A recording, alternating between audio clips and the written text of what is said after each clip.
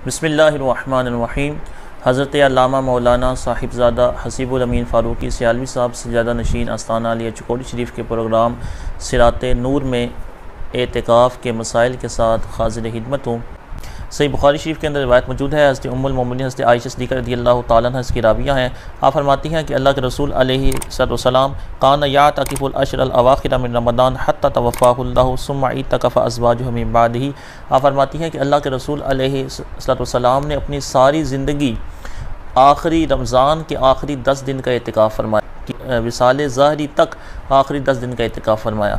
आप फरमाती हैं फिर इसके बाद हुजूर की अज़वाज ने एतिकाफ़ फरमाया। इसके अलावा ये दूसरी रवायत जो है ये उम्मुल मोमिनीन हज़रत अम्मा आयशा सिद्दीक़ा रज़ियल्लाहु ताला अन्हा की रवायत है। आप फरमाती हैं अन्हा क़ालत अस्सुन्नतु अलल मुअतकिफ़ि अल्ला यऊद मरीदन वला यशहद जनाज़तन वला यमस्सा इम्राअतन वला युबाशिरहा वला यख़रुजु लिहाजतिन इल्ला लिमा ला बुद्दा मिन्हु वला इतिकाफ़ इल्ला बिसौमिन वला इतिकाफ़ इल्ला फ़ी मस्जिदिन जामिन। सुनन अबू दाऊद शरीफ के अंदर जिल्द नंबर 1 है, सफ़ा नंबर किताबुल सियाम के अंदर 335 है, ये रवायत मौजूद है। आज से उम्मुल मोमिनीन हज़रत अम्मा आयशा सिद्दीक़ा रज़ियल्लाहु ताला अन्हा फरमाती हैं कि हुजूर की सुन्नत है अस्सुन्नतु अलल मुअतकिफ़ि अल्ला यऊद मरीदन, कि मरीज़ पर सुन्नत ये है कि ना तो मरीज़ की इयादत करे, ना किसी जनाजे में हाजिर हो, ना ही अपनी औरत को छुए, और वला युबाशिरहा ना ही उससे मुबाशरत करे, वला यख़रुजु इल्ला लिमा ला बुद्दा मिन्हु, और किसी हाजत के लिए ना निकले सवाए हाजत उस हाजत के लिए जो कि उसके लिए ज़रूरी है। और फरमाया वला इतिकाफ़ इल्ला बिसौम, एतिकाफ़ नहीं है मगर रोज़े के साथ, और एतिकाफ़ नहीं है मगर उस मस्जिद में जो कि जामिया मस्जिद है। और इसके अलावा हज़रत अब्दुल्लाह बिन अब्बास रज़ियल्लाहु ताला अन्हुमा की रवायत है अन्ना रसूलुल्लाह सल्लल्लाहु अलैहि वसल्लम क़ाल फ़िल मुअतकिफ़ि हुवा याक़िफ़ु ज़ुनूब युज्ज़ा लहु मिनल हसनात का आमिलिल हसनात कुल्लिहा। हुजूर अलैहिस्सलाम ने मुअतकिफ़ के बारे में फ़रमाया कि वो गुनाहों से बाज रहता है और उसे ऐसा अजर दिया जाता है जैसे उसने गोया तमाम नेकियां कर ली। ये इब्न माजा के अंदर रवायत मौजूद है बाबू फ़ी सवाबिल इतिकाफ़ के अंदर। इसके अलावा इमाम मुंज़री ने अत-तरग़ीब व तरहीब के अंदर इस रवायत को नकल किया। हज़रत अली बिन हुसैन वो अपने वालिद से रिवायत करते हैं। आप फरमाते हैं कि क़ाला रसूलुल्लाह सल्लल्लाहु अलैहि वसल्लम मन इतकफ़ आशिरन फ़ी रमज़ान कान का हज्जतैन व उम्रतैन। आप फरमाते हैं कि अल्लाह के रसूल अलैहिस्सलाम ने इरशाद फरमाया कि जिसने रमज़ान के आखिरी 10 दिनों का एतिकाफ़ किया तो ऐसा है कि गोया उसने 2 हज और 2 उम्रे किए, यानी अल्लाह रब्बुल इज़्ज़त उसको 2 हज और 2 उम्रे करने का सवाब अता फरमाता है। ये एतिकाफ़ के फ़ज़ाइल हैं। इसके अलावा एतिकाफ़ के चंद मसाइल अर्ज़ किए जाएंगे। ये एतिकाफ़ कहते हैं कि अल्लाह रब्बुल इज़्ज़त की रज़ा की नीयत से मस्जिद के अंदर इस नीयत के साथ बैठ जाना कि अल्लाह रब्बुल इज़्ज़त हमसे राज़ी हो जाए। और इस एतिकाफ़ की 3 किस्में बयान की गई हैं। एक एतिकाफ़ वाजिब है, दूसरा एतिकाफ़ सुन्नत है, और तीसरा एतिकाफ़ मुस्तहब है। एतिकाफ़ वाजिब तो वो एतिकाफ़ है कि बंदे ने एतिकाफ़ की मन्नत मानी, उसने मन्नत मानी कि मैं एतिकाफ़ करूँगा आखिरी 10 दिन का रमज़ान के, या इसके अलावा पूरे महीने की उसने मन्नत मान ली, या इसके अलावा किसी और महीने की मन्नत मान ली।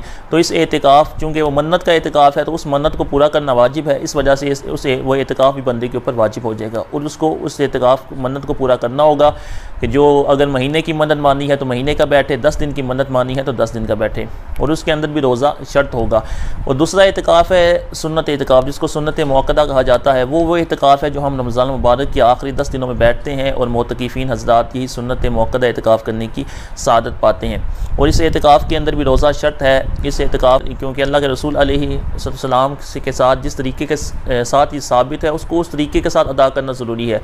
अगर उस तरीके से हट के बगैर रोज़े की जो है वो सुन्नत एतिकाफ़ नहीं हो सकता। यानी जैसे कोई मरीज़ है या कोई मुसाफिर भी है तो वो उसको रोज़ा छोड़ने की इजाज़त है, तो लेकिन वो आखिरी 10 दिन का सुन्नत एतिकाफ़ नहीं कर सकता कि इसके अंदर रोज़ा शर्त है।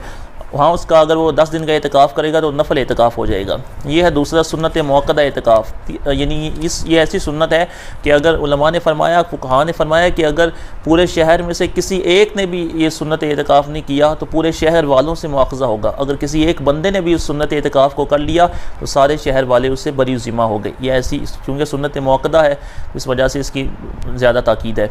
तीसरा है नफल एतिकाफ़। नफल एतिकाफ़ जब भी बंदा मस्जिद में दाखिल होता है तो वहाँ एतिकाफ़ की नीयत कर ले, जितनी देर में मस्जिद में रहेगा उसको एतिकाफ़ करने का सवाब मिलता रहेगा। इसको नफल एतिकाफ़ कहा जाता है। हमारे चूँकि आखिरी 10 दिनों में सुन्नत एतिकाफ़ बैठा जाता है, इस वजह से मैं सुन्नत एतिकाफ़ के और मुतलकन एतिकाफ़ के भी चंद मसाइल जो है वो अर्ज़ करता हूँ। मन्नत के एतिकाफ़ में भी रोज़ा शर्त है और ये जो सुन्नत एतिकाफ़ आखिरी 10 दिन का है इसके अंदर भी रोज़ा शर्त है। और मर्द का एतिकाफ़ मस्जिद में होगा, घर में मर्द का एतिकाफ़ नहीं हो सकता। और मस्जिद के लिए ज़रूरी नहीं कि वो जामे मस्जिद ही हो, बल्कि जहाँ भी नमाज होती है, जमात होती है, जहाँ इमाम व मुअज़्ज़िन मुक़र्रर हैं, वहाँ ये एतिकाफ़ हो सकता है।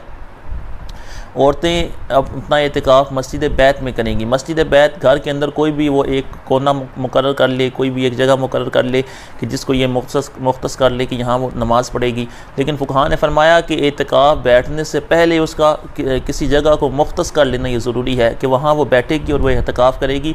अगर किसी जगह को मुख्तस नहीं किया और जो है वो एकदम किसी जगह पर बैठ के जो है वो एतिकाफ़ शुरू कर दिया तो एतिकाफ़ नहीं होगा, बल्कि सबसे पहले उसको मस्जिद बैत बनाए, उसको पाक साफ़ रखे, एक जगह बना ले, उसको चबूतरे की तरह बुलंद कर ले और वहाँ वो बैठ जाए और वो कहे कि ये मेरी, जैसे कोई भी एक कमरा चूज़ कर ले तो उसके अंदर वो बैठ जाए, तो जिस जगह पे भी वो होगी वो सारी जो है वो उसकी वो मस्जिद बैत कहलाएगी। और उससे अगर वो बाहर निकल जाएगी तो उसका एतिकाफ़ टूट जाएगा।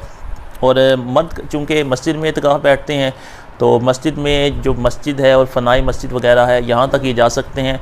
और अगर खारिज मस्जिद गए, चाहे वह भूले से गए, चाहे जानबूझ के गए। और आगे हाजत की किस्में आ रही हैं। हाजत की 3 किस्में बयान की गई हैं। एक हाजत तबई है, दूसरी हाजत शरई है, तीसरी हाजत ज़रूरी है।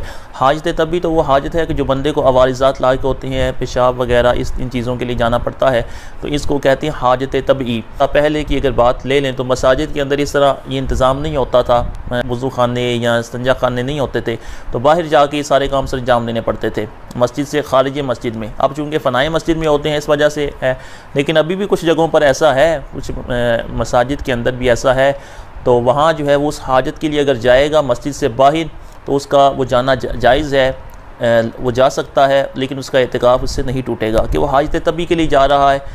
लेकिन अगर मस्जिद में ही मौजूद है और अगर फिर जाएगा तो फिर एतिकाफ़ टूट जाएगा और वो उस हाजत के लिए जाए और जाके उसको मुकम्मल करके फ़ौरन वापस आ जाए। ये है हाजत तबी। वज़ू के लिए जा रहा है, गुस्ल के लिए जा रहा है, ठीक है।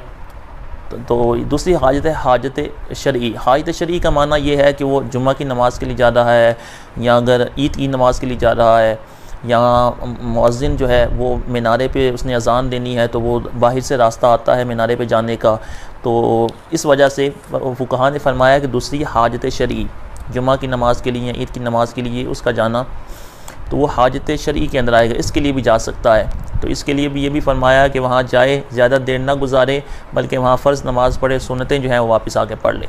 बहरहाल अगर उसने वहाँ भी वक़्त गुजारा, वहाँ बैठा भी रहा, बल्कि फुक़हा ने यहाँ तक फरमाया कि अगर उसने वही अगला वो सारा दिन भी वहीं गुजार लिया फिर भी उसका एतिकाफ़ टूटेगा नहीं, लेकिन उसके लिए बेहतर है कि फ़ौरन फ़र्ज़ पढ़ के वो वापस आ जाए, बाकी नमाज़ आके अपने एतिकाफ़ वाली मस्जिद में अदा करे, इससे भी इसका एतिकाफ़ नहीं टूटेगा। इसको हाजत शरई कहा जाता है। तीसरी हाजत ज़रूरी।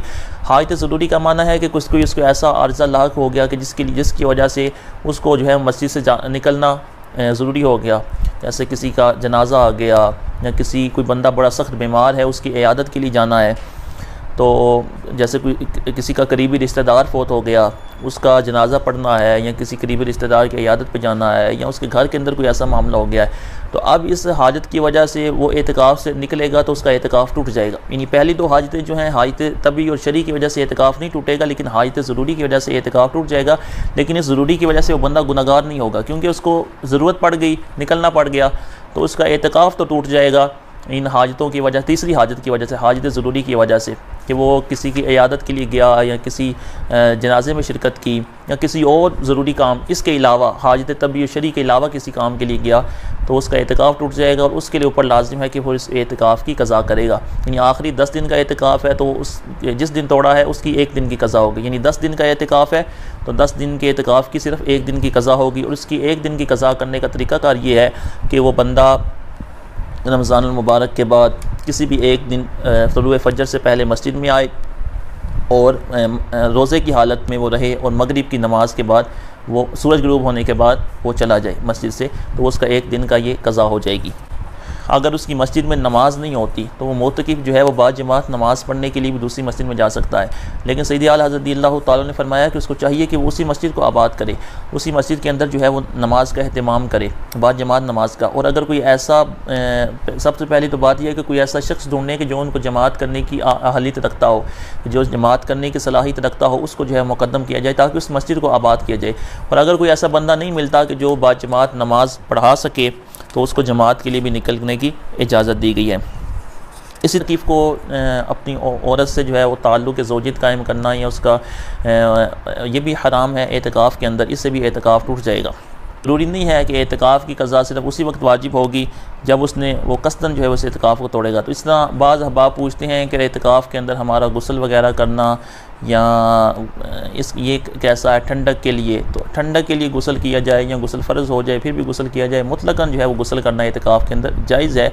जो मन्नत का एतिकाफ़ है उसके अंदर ये ज़रूरी नहीं है कि उसके अंदर एक दिन की क़ज़ा नहीं है। जो सुन्नत आखिरी दिन 10 दिन का एतिकाफ़ है उसके अंदर तो एक दिन की क़ज़ा है, लेकिन जो मन्नत का एतिकाफ़ है अगर वो सारे का सारा छोड़ दिया तो फिर उस सारे की क़ज़ा करनी पड़ेगी। एक महीने का एतिकाफ़ की मन्नत माननी थी या 10 दिन की, तो उस 10 दिन का एतिकाफ़ करना पड़ेगा। और अगर बाज़ बाकी रह गए हैं तो जितने दिन बाकी रह गए हैं उसकी क़ज़ा करना ये लाजिम है।